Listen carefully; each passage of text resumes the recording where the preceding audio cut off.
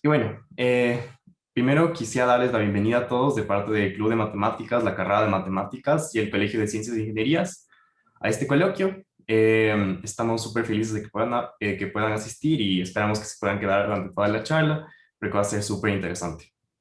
Y bueno, les dejo con Daniel, quien va a ser el exponente el día de hoy. Listo, gracias Adrián. Buen día a todos. La presentación que tengo para ustedes es un avance de lo que estoy investigando en mi proyecto de tesis de matemáticas. Antes de ir a este tema como tal, me gustaría hablarles de unos conceptos que van a servir como introducción, porque este trabajo no es puramente matemático, sino que necesita mucho de la física también.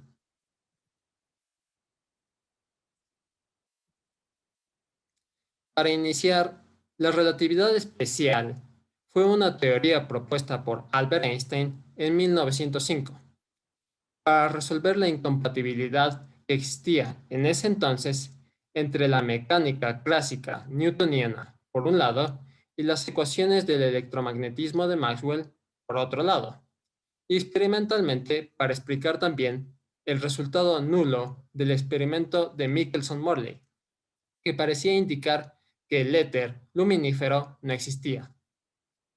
Este éter era una sustancia que hipotéticamente llenaba todo el espacio y ayudaba a explicar la propagación de la luz, por ejemplo, del Sol a la Tierra.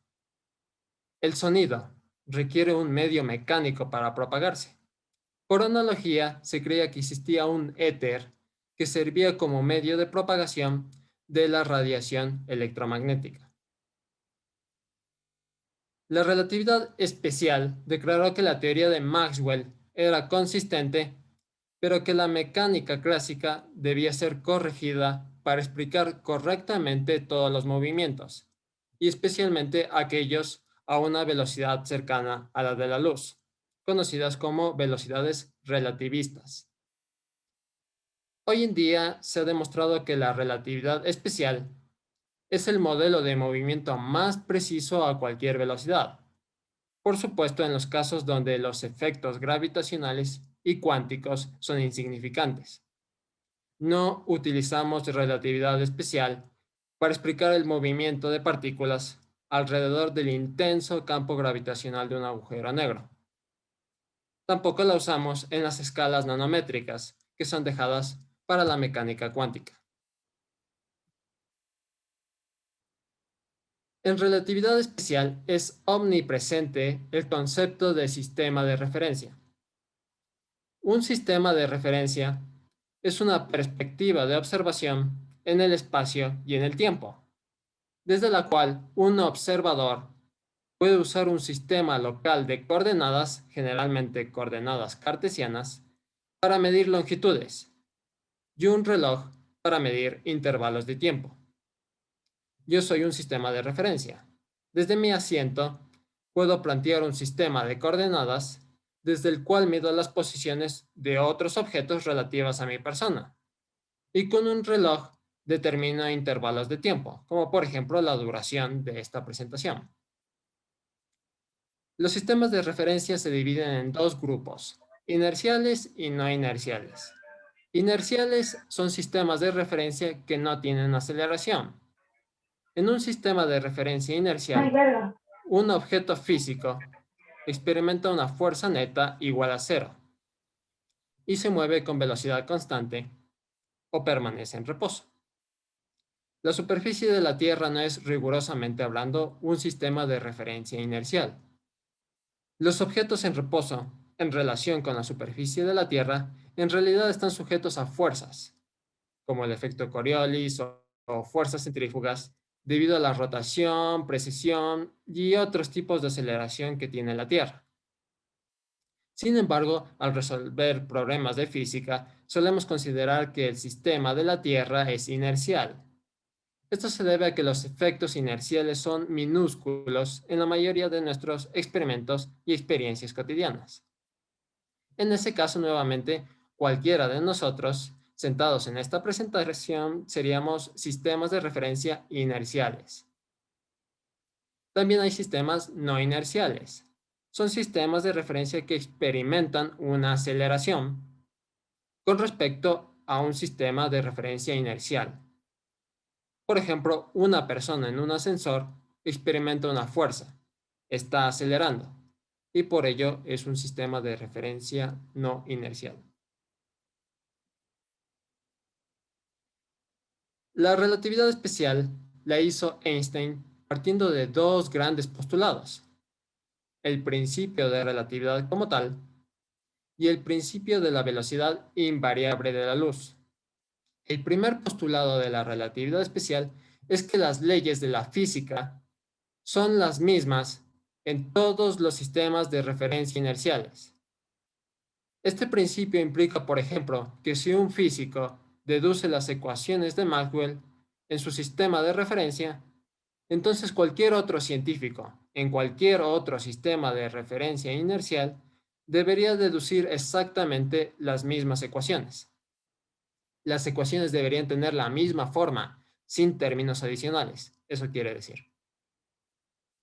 El segundo postulado de la relatividad especial es que la velocidad de la luz, que usualmente se denota con la letra c, es la misma en todos los sistemas de referencia inerciales, independientemente del movimiento relativo del observador y la fuente de luz. Este postulado es de hecho una consecuencia de las ecuaciones de Maxwell. Al escribir estas ecuaciones en el vacío, sin cargas ni corrientes, uno deduce una ecuación de onda que predice una rapidez de la luz independiente del sistema de referencia que se está utilizando. Es este postulado el que nos hace notar que la mecánica newtoniana está mal. En la mecánica clásica, si este observador en reposo mide que la velocidad de la luz es c, entonces este observador que se está alejando con velocidad v debería medir que los fotones de luz se están moviendo a velocidad c más v. Pero no, ambos en realidad miden la misma velocidad de la luz. Ambos miden c.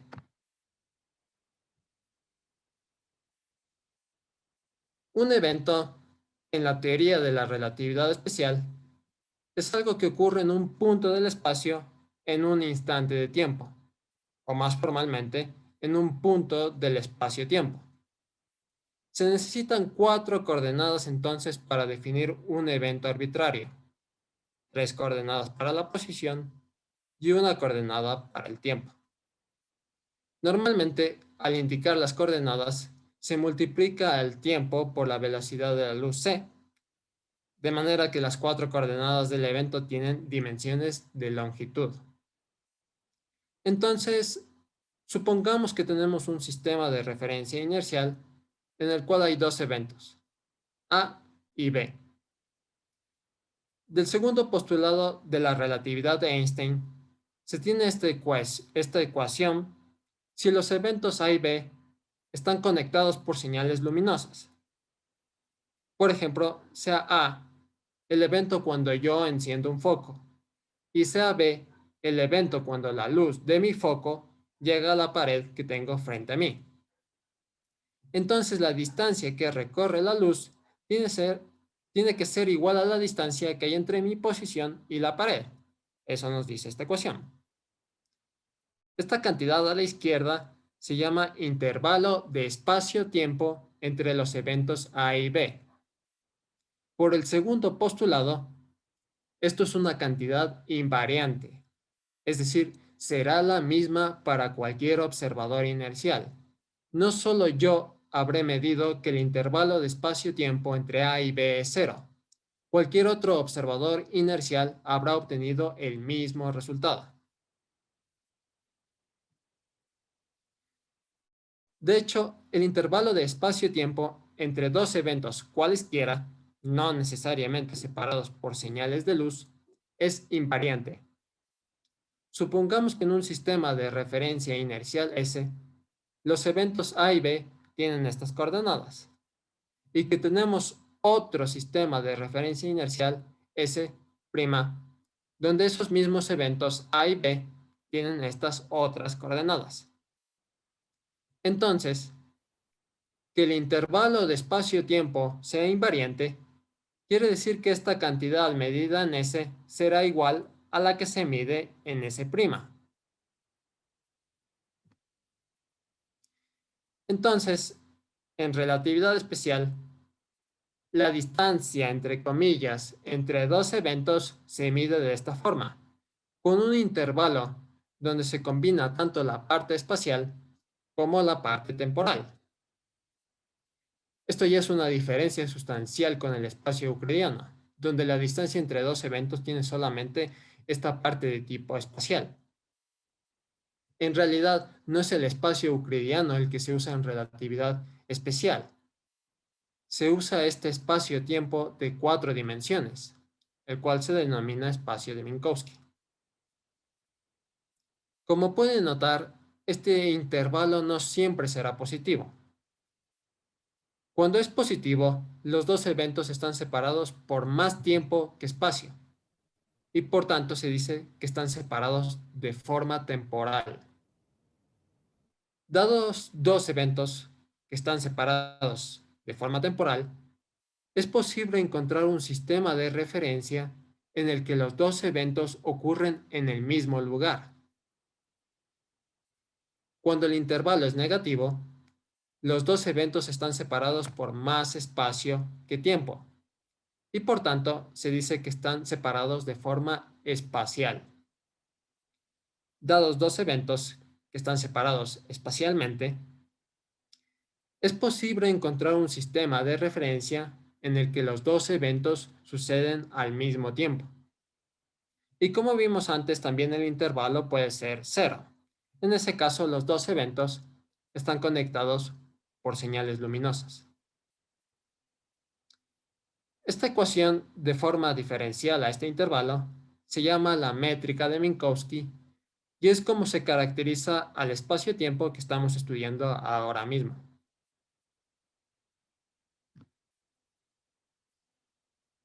La anterior aproximación al espacio de Minkowski les podría haber parecido muy física, pero puede formalizarse para que sea matemáticamente rigurosa. Y para ello uno parte del concepto de variedad. Una variedad es un espacio topológico que localmente es homeomorfo al espacio euclidiano. Esto básicamente quiere decir que una variedad es un espacio que visto localmente es idéntico al espacio euclidiano. Por ejemplo, una esfera, un esferoide, es una variedad. La Tierra es un esferoide, y ya que nuestro tamaño es muy pequeño en comparación al tamaño de nuestro planeta, desde nuestro punto de vista la superficie es plana. No podemos apreciar la curvatura de la Tierra. Y ya que localmente luce como un espacio plano, plano euclidiano, es una variedad de dos dimensiones. Ahora, hay variedades diferenciables, donde en cada punto existe un espacio vectorial, que es el espacio de las tangentes a la variedad en ese punto. Y después lo que se hace es equipar esta variedad diferenciable con un tensor métrico, que es una función con estas tres propiedades que toma como entrada un par de vectores tangentes en un punto de la variedad y produce un número real. Esto vendría a ser una generalización del producto escalar de vectores en el espacio euclidiano. El tensor métrico, como vemos aquí, está definido solo para un punto de la variedad. Entonces, lo que se hace es definir un campo de tensor métrico, una función que a cada punto de la variedad le va a asignar un tensor métrico. Con esto podemos definir los componentes de la métrica. Supongamos que tenemos una variedad diferenciable de n dimensiones. Podemos entonces definir n funciones x1 hasta xn que nos den un sistema local de coordenadas para la variedad. Estas funciones determinan una base para el espacio tangente de la variedad. Y con esto, los componentes de la métrica, tal como se los definen, son simplemente el tensor métrico aplicado a los elementos de la base por pares. Hay n cuadrado de estos componentes y ellos definen una matriz simétrica n por n. Los valores propios, positivos, negativos y nulos de esa matriz definen lo que se llama la signatura de la métrica. Hay un teorema, la ley de inercia de Sylvester, que nos dice que estos números son independientes de la base B que utilices. ¿Y para qué definimos todos estos conceptos? Porque ahora podemos definir, por ejemplo, cosas como variedades de Riemann, que son las variedades cuya matriz de tensor métrico solo tiene valores propios positivos. Un claro ejemplo de esto es el espacio euclidiano, donde los vectores de la base son ortogonales entre sí y el tensor métrico es el producto interno usual. Esto se generaliza a lo que se llama variedades pseudo-riemannianas, donde la matriz de tensor métrico no tiene valores propios iguales a cero, solo positivos o negativos. Y un caso particular son las variedades lorentzianas, que tienen esta asignatura. Entonces, finalmente, en términos puramente matemáticos, el espacio de Minkowski es una variedad lorentziana de 4 dimensiones.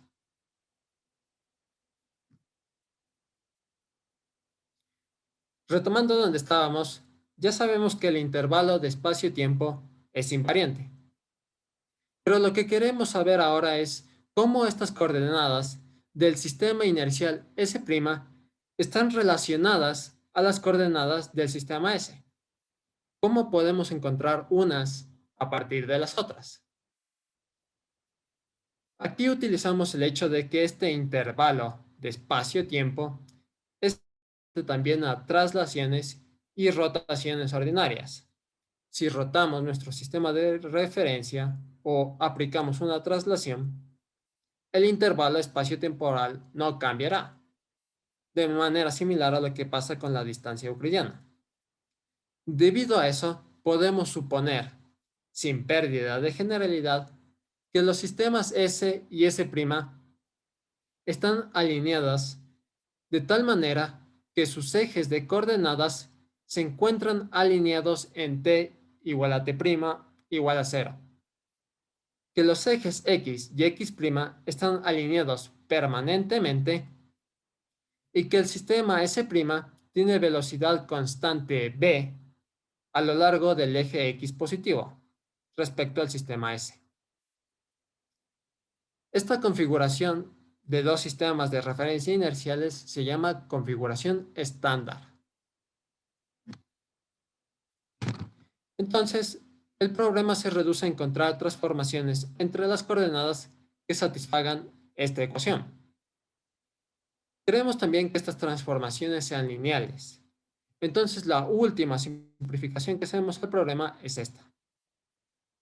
A partir de esta ecuación, es fácil determinar las soluciones usando cosenos y senos hiperbólicos. Y para descubrir el papel que esta phi juega en las soluciones, hacemos una consideración. El origen del sistema S' tiene coordenada x' igual a 0. Es el origen.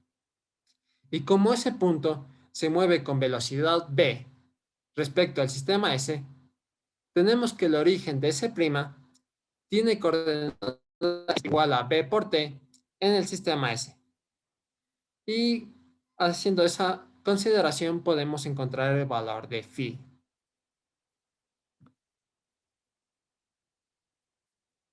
Obtenemos por todo esto esta familia de transformaciones lineales que nos permiten relacionar un sistema de referencia inercial con otro.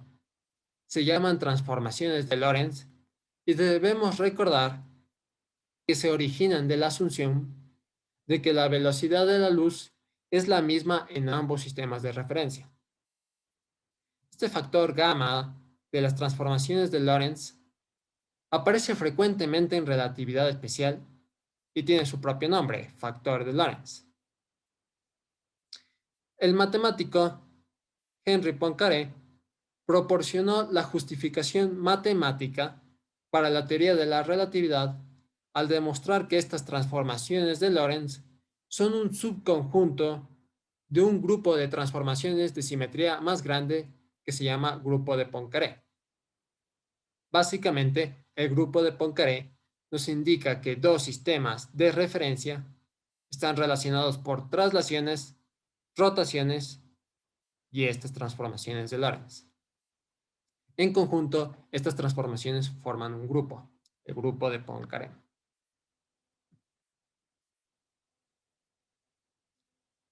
Antes de Einstein, en la mecánica clásica, se pensaba que la separación longitudinal y la separación temporal entre dos eventos son invariantes dependientes, es decir, sus valores no cambian cuando se observan desde diferentes sistemas de referencia.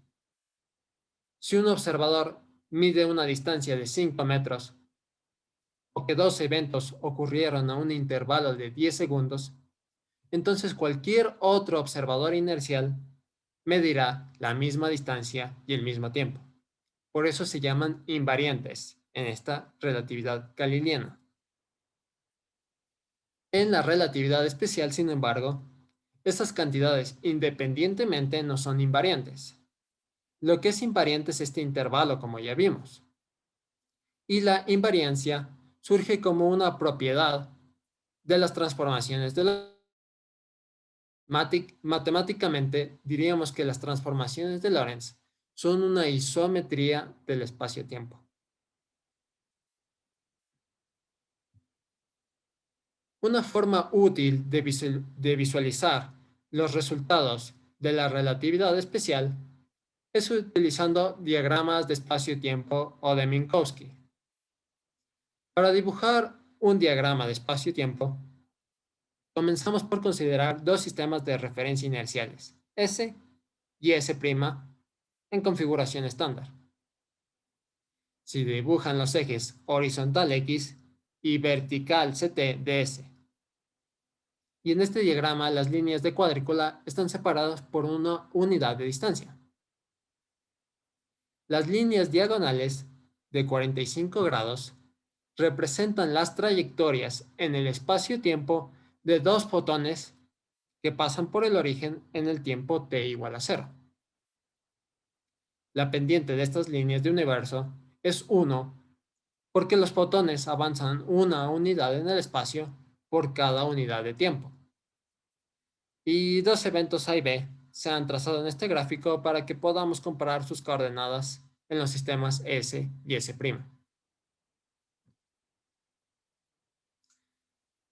Ahora dibujamos los ejes X' y Z' del sistema S'.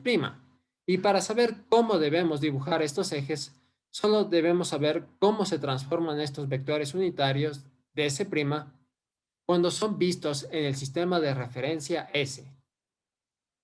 Utilizando las transformaciones de Lorentz, obtenemos estos resultados y podemos notar que los ejes de S' están inclinados este ángulo alfa con respecto a los ejes de S.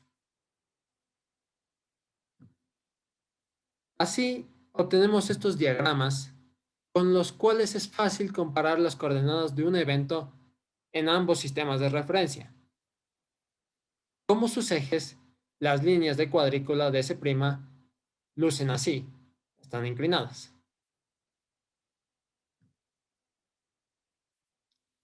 Veamos qué consecuencias son implicadas por la teoría de la relatividad especial y empecemos por la relatividad de la simultaneidad. Considérense dos eventos, A y B, que ocurren simultáneamente en dos ubicaciones diferentes en el sistema de referencia inercial S. Estos eventos ocurren de manera no simultánea en el sistema S'. Veamos aquí, A y B tienen la misma coordenada temporal en S, pero tienen diferente coordenada temporal en S'. De hecho, el evento B ocurre antes que A. Por tanto, los tiempos no son absolutos, sino que son relativos. Dilatación del tiempo. La relatividad especial indica que un observador en un sistema de referencia inercial, verá que un reloj que se está moviendo respecto a él marque más lento que un reloj que está en reposo en su sistema de referencia. Supongamos que estoy en el sistema de referencia S' y que sostengo un reloj. Inicio el cronómetro en el evento A y termino de cronometrar en el evento B. Ahora, estos dos eventos se caracterizan porque suceden en la misma posición en el sistema S', porque yo sostengo el reloj. El tiempo que marco en el cronómetro es delta t'.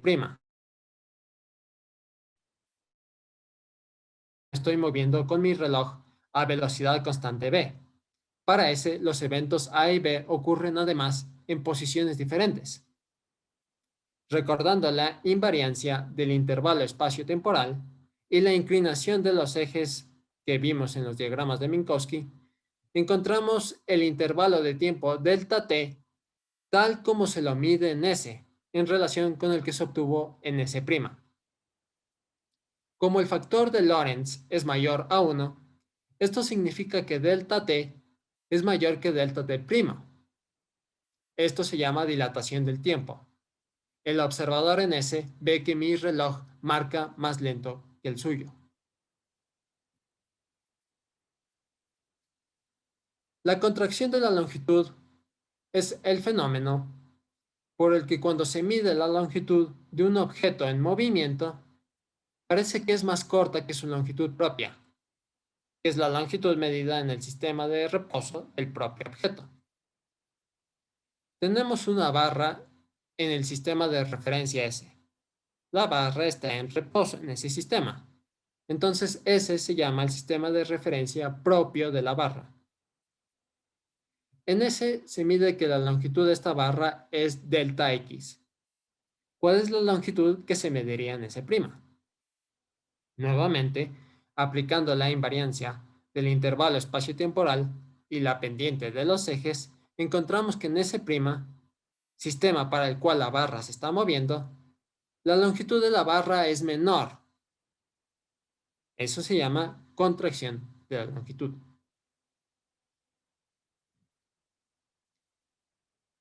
Encontramos las transformaciones de Lorentz para relacionar las coordenadas espaciales y temporal entre sistemas de referencia inerciales. Pero podemos ir más allá y encontrar las transformaciones entre velocidades y aceleraciones. Entonces, si un sistema de referencia mide que un objeto tiene cierta velocidad o aceleración, entonces podemos encontrar las transformaciones que nos permiten calcular cuál sería la velocidad y la aceleración de ese mismo objeto en otro sistema de referencia inercial. Nos van a interesar estas transformaciones a lo largo del eje X. Y con todo eso ya podemos entrar a un tema nuevo, las coordenadas de Rindler.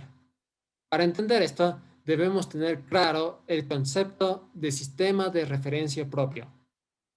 Lo mencioné antes, pero un sistema de referencia propio es un sistema de referencia que se adjunta a un objeto de manera que ese objeto está en reposo en ese sistema de referencia particular.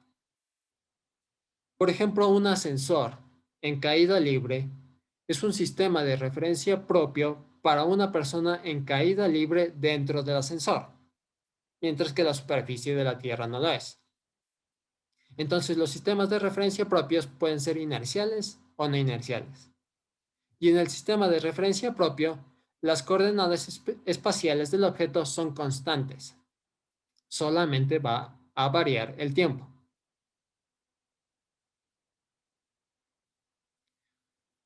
Supongamos ahora que tenemos una partícula y que esta partícula experimenta una aceleración. Aceleración propia es la aceleración que esta partícula siente en su sistema de referencia propio y lo llamamos alfa. Ahora, digamos que tenemos un observador externo con su propio sistema de referencia. Y por simplicidad, los sistemas de referencia están en la configuración estándar.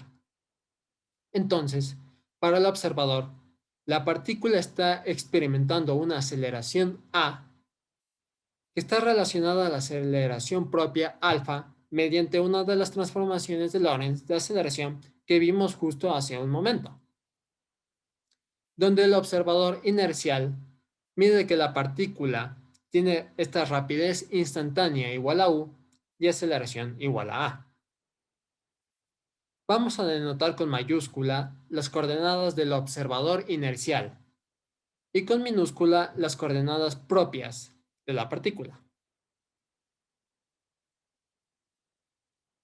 Lo que hacemos entonces es resolver la ecuación anterior. Es una ecuación diferencial, entonces debemos indicar las condiciones iniciales y elegimos estos valores. Algo de particular importancia aquí es que la posición en X de la partícula en su sistema de referencia propio se fija a este valor, c cuadrado sobre alfa. Entonces la posición, aunque fija de la partícula, depende por esto de la aceleración que tenga. Los otros valores iniciales como velocidad se fijan a cero por simplicidad. Esta elección puede parecerles arbitraria, pero son las condiciones iniciales particulares que van a dar lugar a lo que llamaremos coordenadas de Rindler. Si, por ejemplo, la posición inicial se fija a cero y no a este valor, entonces los resultados van a cambiar y se obtienen las llamadas coordenadas de Cutler-Müller. Pero veamos qué podemos sacar de esto. Resolviendo la anterior ecuación, obtenemos la velocidad e integrando la velocidad, obtenemos la posición. ¿Qué es lo interesante aquí? ¿Por qué esto vale la pena de estudiar? Bueno, con estas expresiones, vemos que las coordenadas x y t en el sistema de referencia del observador inercial satisfacen esta ecuación. ¿A qué les recuerda esta fórmula? Es una hipérbola. Es una hipérbola en el tiempo t y la variable de ubicación espacial x. Es por esto por lo que se dice que en la relatividad especial, una partícula que se acelera uniformemente experimenta un movimiento hiperbólico en el espacio-tiempo. Reescribiendo un poco las anteriores ecuaciones, tenemos esto. Recuerden que las coordenadas t, x, y, z en mayúscula corresponden al sistema de referencia del observador inercial, mientras que las coordenadas x, y, z en minúscula son las de la partícula en su sistema de referencia propio. Las mayúsculas, al ser de un sistema inercial, dan lugar a esta métrica, la métrica de Minkowski que vimos antes también.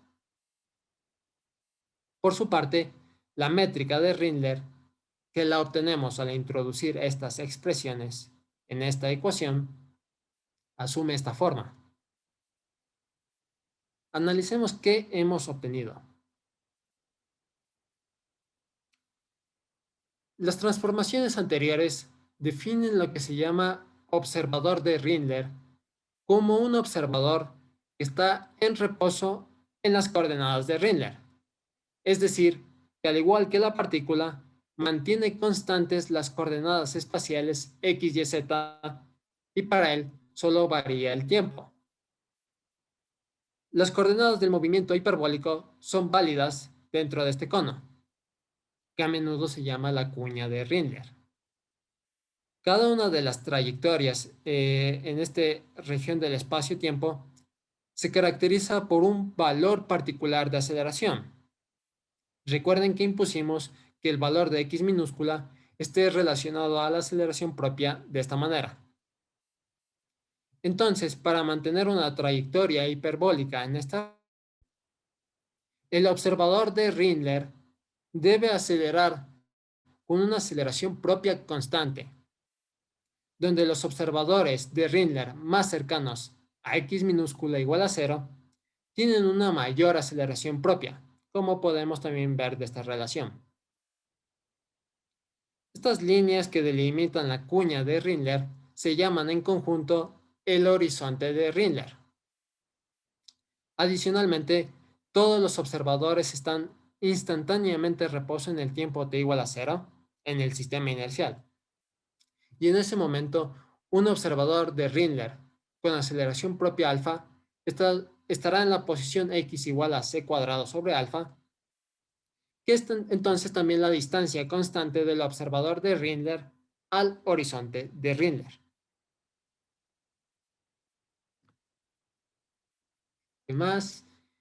El gráfico de coordenadas de Rindler tiene una singularidad de coordenadas en x igual a 0. Y esto sucede porque cuando x tiende a 0, la aceleración de los observadores de Rindler diverge. Si consideramos el conjunto de observadores de Rindler, ninguno de ellos puede recibir señales de luz de eventos con ct mayor que x, ni podrían haber enviado señales a eventos con ct menor que x, porque solo están delimitados en esta región. Además, si consideramos a los miembros de este conjunto de observadores en aceleración, que están cada vez más cerca del horizonte, en el límite, a medida que la distancia al horizonte se acerca a cero, la aceleración constante propia experimentada por un observador a esa distancia, que también como sabemos, aceleración tiene que ver con la fuerza, esa fuerza se acercaría al infinito. Uno concluye estas cosas y les resultan muy familiares. Y está bien que resulten familiares porque ambos hechos también son ciertos si estuviéramos considerando un conjunto de observadores flotando fuera del horizonte de sucesos de un agujero negro. Creo que todos hemos escuchado de los agujeros negros y de la gravedad tan fuerte que tienen que nada, ni siquiera la luz, puede escapar de ellos. Pues la fuerza también se incrementa de forma gigantesca cerca del horizonte de Rindler. Además, no podemos recibir señales a través de esta frontera. ¿No será que en la vecindad de un agujero negro, la geometría del espacio-tiempo se podría describir apropiadamente en coordenadas de Rindler? ¿Que la métrica del espacio-tiempo alrededor de un agujero negro sea igual a la métrica de Rindler? Eso es lo que veremos ahora. Los agujeros negros son predicciones de las ecuaciones de campo de Einstein, que forman parte de su teoría de la relatividad general de 1915-1916, y donde la geometría del espacio-tiempo está determinada por la materia y la energía que contiene. Es decir, la relatividad general es una teoría geométrica de la gravedad. Las ecuaciones de Einstein son un conjunto de ecuaciones diferenciales parciales no lineales, cuyas soluciones son los componentes del tensor métrico. Esta expresión a la izquierda representa la curvatura del espacio-tiempo. Como pueden ver, los términos aquí están dados por estas expresiones complejas, donde los componentes del tensor métrico están involucrados en todas partes.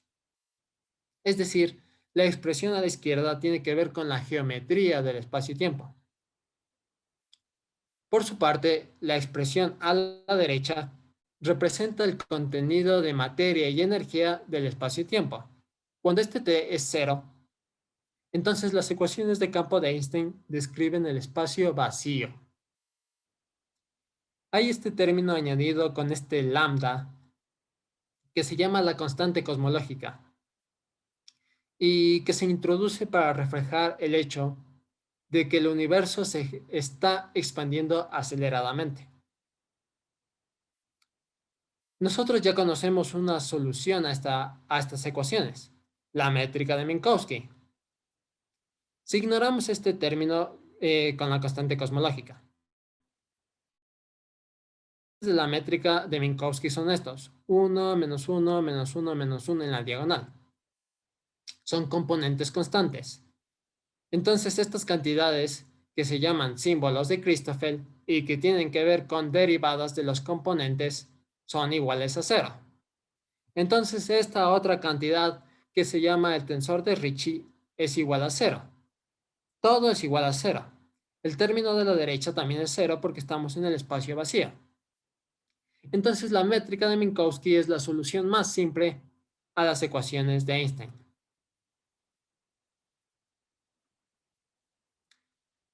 Hay un teorema en física que se llama el teorema de no pelo, el cual establece que todas las soluciones de agujero negro de las ecuaciones de gravitación de Einstein y del electromagnetismo de Maxwell en relatividad general pueden caracterizarse completamente por solo tres parámetros observables externamente: masa, carga eléctrica y momento angular. De esta manera podemos caracterizar cuatro tipos de agujeros negros, dependiendo si tienen o no carga eléctrica y si tienen o no momento angular. Tienen estos nombres particulares de las personas que descubrieron la métrica para cada uno de esos agujeros negros. Y vamos a analizar la métrica más simple, la de Schwarzschild. La métrica de Schwarzschild es una solución a esas ecuaciones de campo de Einstein que describe el campo gravitacional fuera de una masa esférica, bajo el supuesto de que la carga eléctrica, el momento angular y la constante universal cosmológica son todas cero.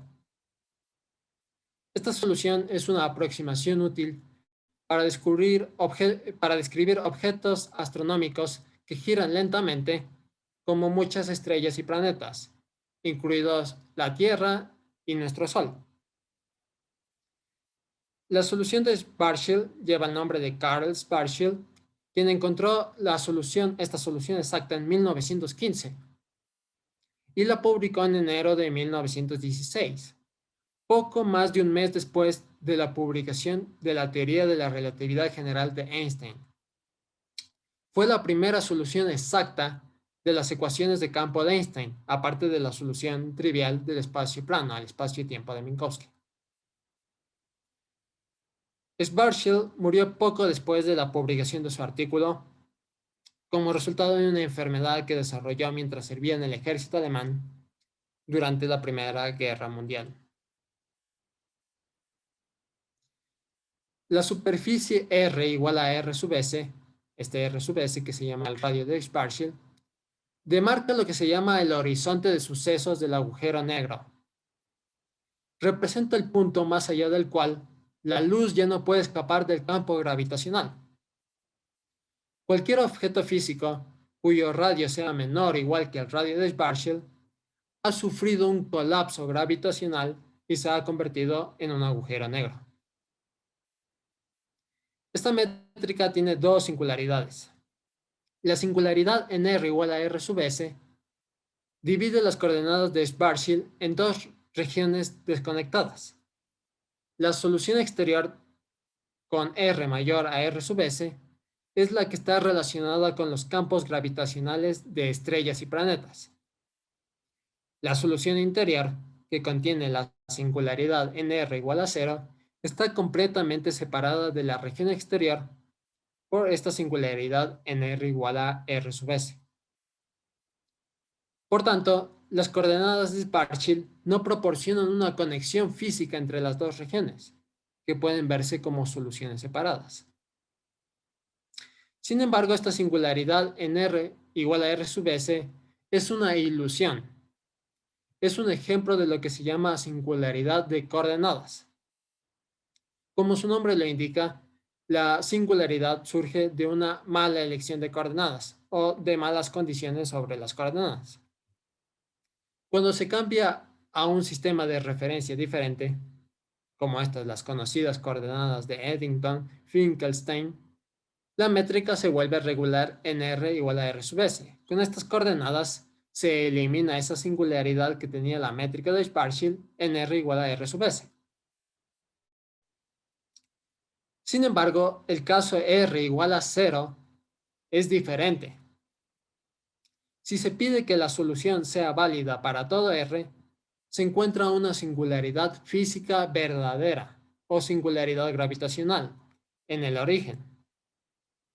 En R igual a 0, la curvatura del espacio-tiempo se vuelve infinita, lo que indica la presencia de una singularidad verdadera. En este punto, la métrica y el espacio-tiempo ya no están bien definidos. Ahora sí, veamos la geometría cerca del horizonte de sucesos de este agujero negro de Schwarzschild. Queremos estar cerca del horizonte, entonces conviene reemplazar la variable radial r por esta nueva variable r sub s más r, donde este nuevo r pasa a medir qué tan lejos estamos del horizonte. Luego decimos que este nuevo r es muy pequeño respecto al radio de Schwarzschild. Y con esta aproximación, la métrica toma esta forma. Y vamos a hacer un cambio de variable solo para que la métrica del horizonte luzca finalmente de esta forma. Y esto debería resultar, esta métrica debería ahora resultar familiar. Pues es exactamente la métrica de Rindler que obtuvimos antes, reconociendo que la aceleración propia de un observador cerca del horizonte es este alfa igual a c cuadrado sobre 2 veces el radio de Schwarzschild. Entonces nuestra intuición, basada en la interpretación que hicimos del horizonte de Rindler, era correcta. Y cerca del horizonte de sucesos de un agujero negro, la métrica del espacio-tiempo es esta métrica de Rindler. ¿Y qué es precisamente esta aceleración alfa? La interpretamos como la gravedad superficial del agujero negro de Schwarzschild. Gravedad superficial es como llamamos a la aceleración debida a la gravedad experimentada por una partícula de prueba que está muy cerca de la superficie de este objeto. Y este resultado tiene un montón de implicaciones. Una de las predicciones físicas más importantes que podemos hacer involucra el estudio de la termodinámica de agujeros negros. ¿Qué tiene que ver la termodinámica con todo lo que hemos estudiado? En relatividad especial existe un fenómeno llamado efecto Unruh, el cual es la predicción de que un observador acelerado experimenta un baño térmico, mientras que un observador inercial no observa ninguno. Es decir, según este efecto, un observador de Rindler, en su sistema de referencia acelerado, mediría una temperatura con un termómetro, una temperatura que el observador en el sistema inercial no mide, pues él no siente nada. La temperatura que mide está relacionada a la aceleración propia con esta ecuación. Y si en lugar de este alfa ponemos el alfa que encontramos antes en la superficie del agujero negro de Schwarzschild, encontramos lo que se llama la temperatura de Hawking. Y pues Hawking dio una interpretación a este resultado. El vacío en realidad no es vacío, sino que siempre hay pares de fotones que se crean y al mismo tiempo se aniquilan. Lo que pasa cerca del horizonte de sucesos es que hay fotones que son absorbidos por el agujero negro, entonces sus parejas escapan antes de aniquilarse y son emitidas como radiación. ¿Qué significa esto? Que los agujeros negros pierden en energía en el universo más amplio y por lo tanto pueden evaporar.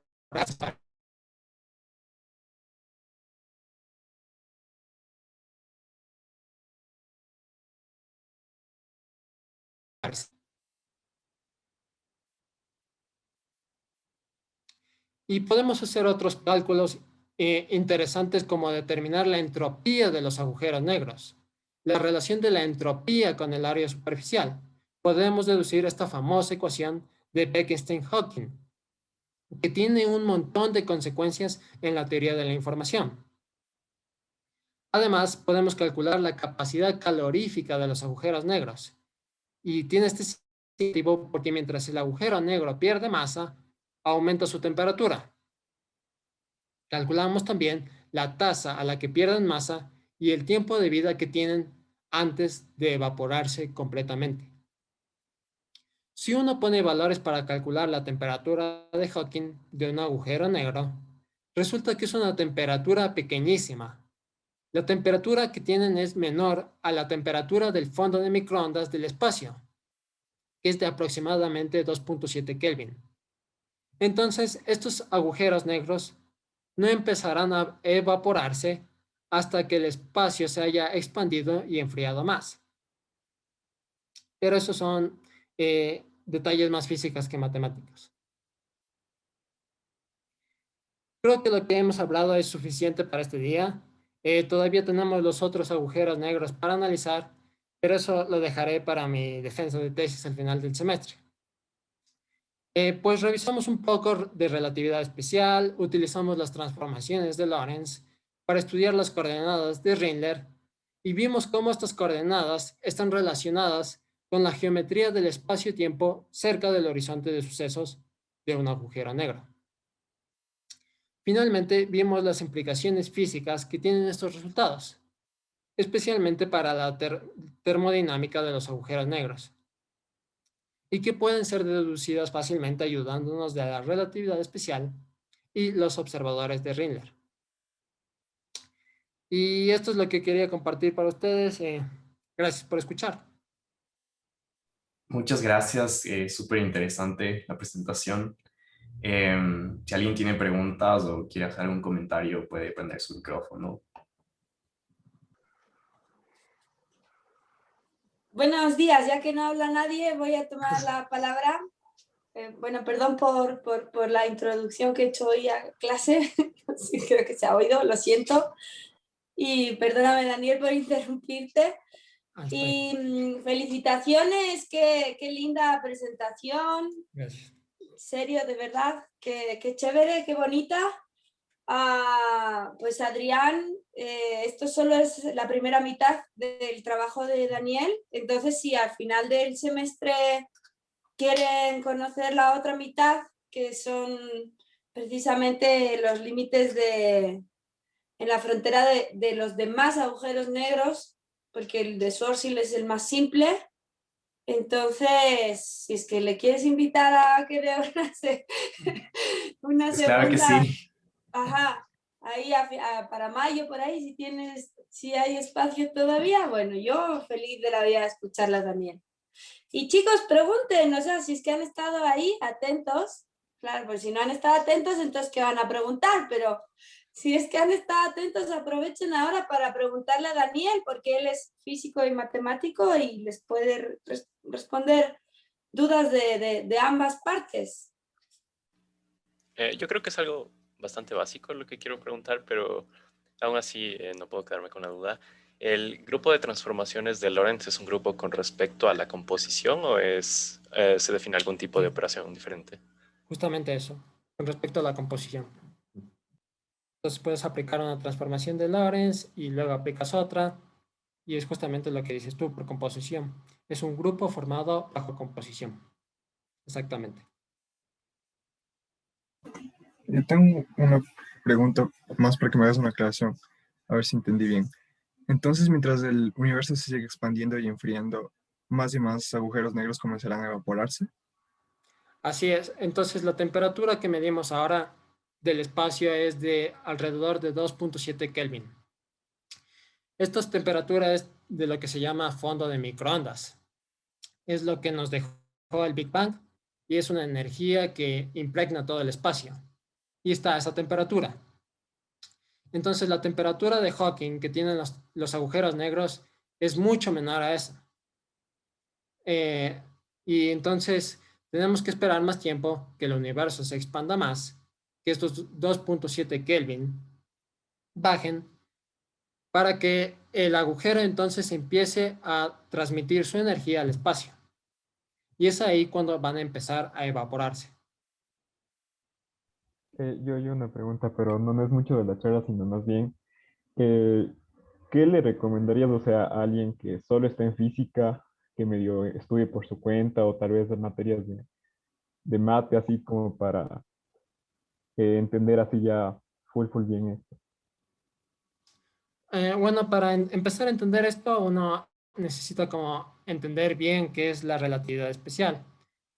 Entonces, yo iría por ahí. Por ejemplo, en el curso de física de relatividad especial que se da en la UCFQ, que se llama Física Moderna, puedes entrar a las clases si gustas.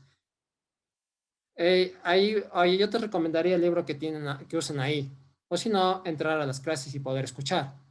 Para entender todo esto necesitas como que entender primero relatividad especial, transformaciones de Lorentz, y en ese curso es lo que podrías ver para que practiques todo esto.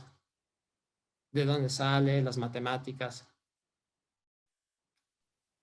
Yo igual tengo una pregunta. Es con respecto a las interpretaciones que se podrían dar a la expansión del universo y la evaporación de los agujeros negros. No sé si podrías profundizar un poquito en eso. Sí, bueno, es que los agujeros negros, bueno, es que ellos absorben los fotones, ¿cierto? Y como la gravedad es tan fuerte, esos fotones ya no pueden escapar. Pero ¿qué es lo que pasa? Existen estos fenómenos en relatividad especial, el efecto Monroe, de los cuales deducimos que, de hecho, los agujeros negros sí tienen una temperatura, tienen una entropía. Y bueno, Hawking relaciona esto, es que verás, en el horizonte de sucesos del agujero negro, el espacio en realidad no es vacío. Hay partículas que se están creando y al mismo tiempo se están aniquilando. Y eso ocurre en todo el espacio. Ahora, en el horizonte de sucesos, cuando se crea un par de estas partículas, en ocasiones una de las partículas queda atrapada por el horizonte, entra al horizonte de sucesos y queda atrapado por el agujero negro, mientras que otra de las partículas escapa y es entonces emitida por radiación. De ahí sale la temperatura de Hawking, de que los agujeros negros estén emitiendo radiación. Y como están emitiendo radiación, nosotros sabemos la equivalencia que hay entre energía y masa. Entonces, como están emitiendo radiación, al mismo tiempo están perdiendo masa. Y es por eso que Hawking dijo que los agujeros negros podrían evaporarse, eventualmente. Y bueno, de una vez voy a hacer el cierre oficial, después igual podemos quedarnos un rato más, solo para parar la grabación. Gracias a todos por venir y gracias Daniel por la presentación.